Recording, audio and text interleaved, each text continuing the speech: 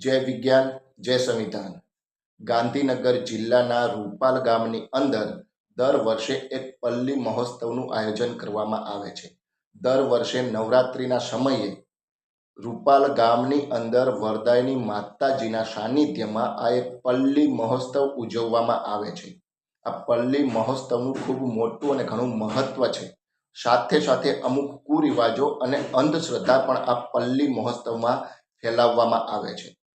પલ્લી મહોત્સવમાં પલ્લી અભિષેકના નામે હજારો અને લાખો મણ ઘી રસ્તા પર ઢોળી નાખવામાં આવે છે। હજારો અને લાખો મણ દેશી ઘીનો બગાડ કરવામાં આવે છે। મિત્રો, પલ્લી મહોત્સવના નામે હજારો અને લાખો મણ ઘી જે રસ્તા પર ઢોળાઈ જાય છે, તે જ ઘી આજુબાજુના વિસ્તારના રાવળ સમાજ, દેવી પૂજક સમાજ અને વાલ્મીકી સમાજ દ્વારા આ ઘીને એકત્રિત કરવામાં આવે છે અને આજુબાજુના વિસ્તારની દુકાનોમાં અને બેકરીઓમાં સસ્તા ભાવે વહેંચી દેવામાં આવે છે અને બેકરીઓ અને દુકાનો દ્વારા આ અશુદ્ધ અને નીચે ઢોળાયેલા ઘીની ખાદ્ય સામગ્રી બનાવવામાં આવે છે અને તે જ સામગ્રીના માધ્યમથી અશુદ્ધ અને દેશી ઘીની બીમારીઓ તમારા અને મારા ઘર સુધી પણ કદાચ પહોંચતી હોવી જોઈએ। પલ્લી મહોત્સવ અને પલ્લી અભિષેકના નામે આ એક મોટી અંધશ્રદ્ધા ફેલાવવામાં આવે છે।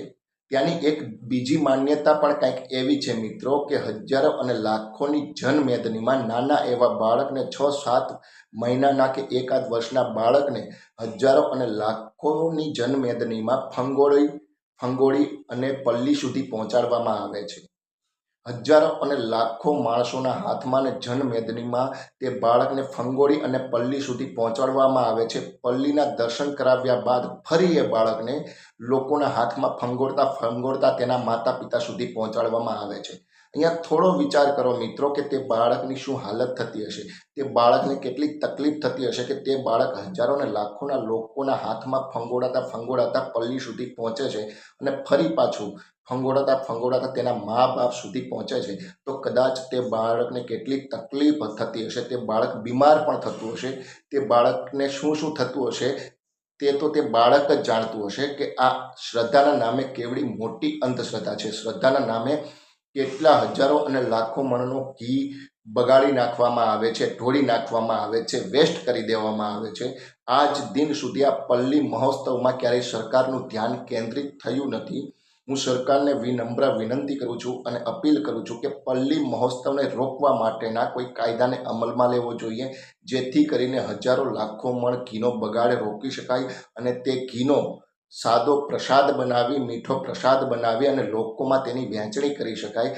શ્રદ્ધાના નામે 5 કે 10 કિલોનું ઘી અભિષેક કરવું તે યોગ્ય છે, પણ ક્યારેય માતાજીએ કોઈને સપને આવીને કે સાક્ષાત દર્શન આપીને એવું નહીં કહ્યું હોય કે તમે મારી શ્રદ્ધાના નામે અને પલ્લી અભિષેકના નામે હજારો અને લાખો મણ ઘીનો બગાડ કરો, તેને વેસ્ટ કરી નાખો, તેને રસ્તા પર ઢોળી નાખો। માં ક્યારેય એટલી નિર્દય કે ક્રૂર ના હોઈ શકે।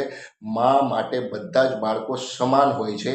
તો શું વરદાયની માતાજી કોઈ એક જ્ઞાતિને નીચા અને બીજી જ્ઞાતિને ઊંચ સમજે છે? શું માતાજી પણ આવા ભેદભાવ રાખતી હશે? શું માતાજી વાલ્મીકી સમાજ, રાવળ સમાજને, દેવી પૂજક સમાજને આ નીચે ઢોળાયેલું ઘી એકત્રિત કરવા માટે આગ્રહ કરતી હશે કે તેને સપને જઈ અને આવું કહ્યું હશે માતાજીએ કે તમે નીચે ઢોળાયેલું ઘી લો અને તેને ખાવામાં કે વહેંચવામાં ઉપયોગમાં લો? શું માતાજી એટલી નિર્દય કે ક્રૂર હોઈ શકે? આ ખોટી માન્યતાઓ અને અંધશ્રદ્ધા ફેલાવતી પરંપરાઓને હવે રોકવાનો સમય આવી ગયો છે। સરકારશ્રીને હું નિવેદન કરું છું, નમ્ર અપીલ કરું છું કે પલ્લી મહોત્સવમાં હજારો લાખો મણ ઘીના બગાડને રોકવા માટે, અટકાવવા માટેના કોઈ એક કાયદાનું નિર્માણ કરે, એક કાયદાને અમલમાં લઈ આવે, જેથી કરીને હજારો અને લાખો મણ ઘીનો આપણે ઉપયોગ કરી શકીએ, તેને ખાવામાં લઈ શકીએ, તેને પ્રસાદ રૂપે લોકો સુધી પહોંચાડવાનો પ્રયત્ન કરી શકીએ। અનાથ આશ્રમ કે વૃદ્ધાશ્રમમાં તે ઘીને પહોંચાડીએ, જેથી કરીને વૃદ્ધોને સારું ભોજન મળી શકે, અનાથ આશ્રમની અંદર રહેતા બાળકોને સારું ભોજન મળી શકે, સારું પ્રોટીન મળી શકે। પણ સરકારશ્રીએ આ તરફ થોડું ધ્યાન કેન્દ્રિત કરી અને કોઈ એવા કાયદાને અમલમાં લઈ આવી અને આ પલ્લી મહોત્સવને રોકવાનો પ્રયત્ન કરવો જોઈએ। અમે અહીંયા કોઈ પણ ધર્મનો અનાદર નથી કરતા, અમને કોઈ પણ ધર્મ પ્રત્યે કોઈ ખેદ નથી, અમે કોઈ ધર્મનો વિરોધ નથી કરતા, પણ આવી જૂની પરંપરાઓ 21મી સદીની અંદર યોગ્ય નથી. હજારો અને લાખો મણ ઘીનો બગાડ કરવો તે યોગ્ય નથી.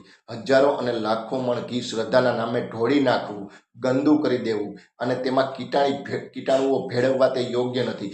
એ જ ઘીના માધ્યમથી લોકોના ઘર સુધી બીમારીઓ પહોંચતી હશે. કદાચ તે લોકોને કે સરકારને પણ ખ્યાલ નહીં હોય કે જે ઘી રસ્તા પર ઢોળી નાખવામાં આવે છે તે જ ઘી દુકાનોના માધ્યમથી તેની ખાદ્ય સામગ્રી બને છે અને લોકોના ઘર સુધી પહોંચે છે.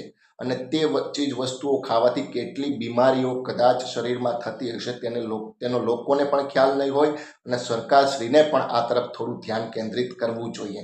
સ્પેશિયલી હું અહીંયા હાલના સમયે પલ્લી રોકવા માટેની અને જે રૂપાલની પલ્લી પરિવર્તન માટેનું જે અભિયાન ચલાવી રહ્યા છે કે રૂપાલની પલ્લીમાં થોડું પરિવર્તન થવું જોઈએ, થોડા સુધારાઓ થવા જોઈએ, એના માટે જે લોકો પ્રયત્ન કરી રહ્યા છે તેવા પિયુષભાઈ જાદુગર, જોશનાબેન આહિર, રાધેશ્યામ પટેલ, રોહિતભાઈ કર્મનો હું દિલથી આભાર વ્યક્ત કરું છું કે તે લોકો અહીંયા અત્યારના સમયે દિવસ રાત મહેનત કરે છે. પલ્લીમાં પરિવર્તન લઈ આવવા માટે, પલ્લીમાં સુધારાઓ કરવા માટે, પલ્લી અભિષેકને રોકવા માટે, હજારો અને લાખો મણ ઘીનો બગાડ થતો રોકવા માટે પિયુષભાઈ જાદુગર, જોશનાબેન આહિર, રાધેશ્યામ પટેલ અને રોહિતભાઈ કર્મ ખૂબ તનતોડ મહેનત કરી રહ્યા છે, વણથોભી મહેનત કરી રહ્યા છે. આજે નહીં તો કાલે પલ્લી પરિવર્તન કરીને જ રહીશું એવો સંકલ્પ લીધો છે તે લોકોએ. તો એ લોકોનો હું દિલથી આભાર વ્યક્ત કરું છું. અને મિત્રો, આવો તમે પણ પલ્લી પરિવર્તન સાથે જોડાઓ અને આ પલ્લી પરિવર્તનમાં થતા ઘીના બગાડને રોકવા માટેના પ્રયત્ન કરો. આ શ્રદ્ધાના નામે ફેલાતી અંધશ્રદ્ધાને રોકવા માટેના પ્રયત્ન કરો. શ્રદ્ધાના નામે કોઈ બાળકના જીવ બચાવવાનો અને બીમારીઓ ફેલાતી આ જે કુપ્રથાઓને રોકવા માટેના પ્રયત્ન કરીએ.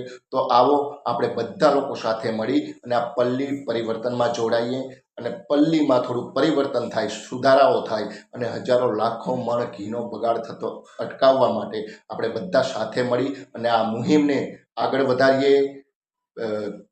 એડવોકેટ પિયુષભાઈ જાદુગર, જોશનાબેન આહિર, રાધેશ્યામભાઈ પટેલ અને રોહિતભાઈ કર્મને આપણે સાથ, સહકાર અને સપોર્ટ આપીએ, તેમને સમર્થન આપીએ અને આ પલ્લી પરિવર્તન સાથે જોડાઈ અને પલ્લી અભિષેકને રોકવા માટેના પ્રયત્નો કરીએ. જય વિજ્ઞાન, જય સંવિધાન.